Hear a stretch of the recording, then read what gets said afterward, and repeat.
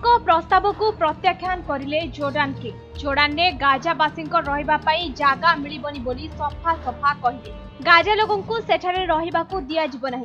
गाजावासी को निज जागारु न हटाई गाजा को पुनर्निर्माण करिबारे ध्यान दियंतु बोली कहिले Jordan king Abdullah II। Trump plan को प्रत्याख्यान करिसेंती उभय जोर्डान और इजिप्ट देश। या छड़ा जोर्डान वैदेशिक मंत्री आयम्यान सफादी कहिसेंती कि जोर्डान देश केवल जोर्डानियान वासिंको पई अटे और पालेस्टाइन अंचल पालेस्टाइन वासिंको पई उद्दिष्ट। तेबे जोर्डान ने आसी पालेस्टाइन वासी रहिबा एहा ठीक नुहे। कोनोसी परिस्थिति रे मध्य आमे ही प्रस्ताव रे राजी हेबु नाही बोली से कहिसेंती। सूचना योग्य जे डोनाल्ड ट्रम्प और जोर्डान किंग भितर किछि समय आलोचना पर एक खबर सामना आसी। आगरु मध्य इजिप्ट और जोर्डान देश ट्रम्प प्रस्ताव को विरोध करि आसुथिले। मात्र ट्रम्प कोनोसी परिस्थिति रे तांको योजना कार्यकारी करिवे बोली कहिथिले।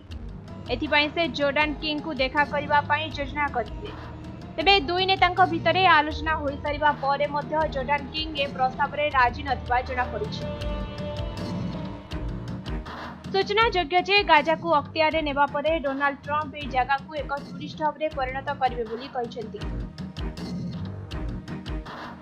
एथिपई से गाजा लोकों को एही स्थान खाली करी निकट रे थिबा अरब देश को जिबाकू कहिसेंती। मात्र अरब देश समेत पालेस्टाइन वासी ट्रम्प को प्रस्ताव को संपूर्ण भावे विरोध करिसेंती।